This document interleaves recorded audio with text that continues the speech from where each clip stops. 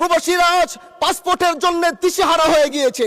প্রবাসীদের এই সমস্যাগুলো যত দ্রুত সম্ভব মাননীয় স্পিকার সমাধান যেন এই সংসদ থেকে করা হয়, এটা আপনার কাছে আমার অনুরোধ থাকবে। প্রবাসীরা ফোন দিয়ে তাদের দুঃখের কথা আমাকে বলে, তাদের সেই কষ্টের কথা যখন শুনি এই জাতীয় সংসদ থেকে, তখন আমার ইচ্ছে হয় আমি আমার সেই প্রবাসী ভাইদেরকে নিয়ে কিছু বলি, যারা তাদের জীবনের, যারা এক একজন ফ্রিডম ফাইটার হয়ে দেশের জন্য কষ্ট করছে, যারা নিজের স্ত্রী পুত্র সন্তান বাবা মাদেরকে রেখে যারা কষ্ট করছে।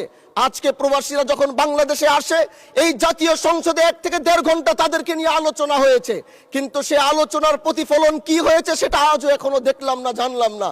কিন্তু আমরা জানতে চাই, আমরা ফ্রিডম ফাইটারদের পক্ষে কথা বলতে চাই, যারা দেশের পক্ষে লড়ছে, না খেয়ে লড়ছে, ঘাম দিচ্ছে, কষ্ট করছে। এত কষ্ট করার পরেও আমার এয়ারপোর্টে এসে তারা প্রশাসনের হাতে তাদেরকে বেইজ্জতি করা হয়, তারা অধিকার নিয়ে কথা বলতে পারে না। প্রবাসীরা আজ পাসপোর্টের জন্য দিশেহারা হয়ে গিয়েছে, দেশে আসলে আইডি কার্ড হচ্ছে না। এইখানে যারা মন্ত্রণালয়ে বসে আছেন, আমি কি তাদেরকে জিজ্ঞাসা করতে চাই, তাদের প্রতি কি আপনাদের চোখ কি একটু পড়ে না, মায়া কি একটু হয় না, তাদের জন্য কি একটু দয়া হয় না?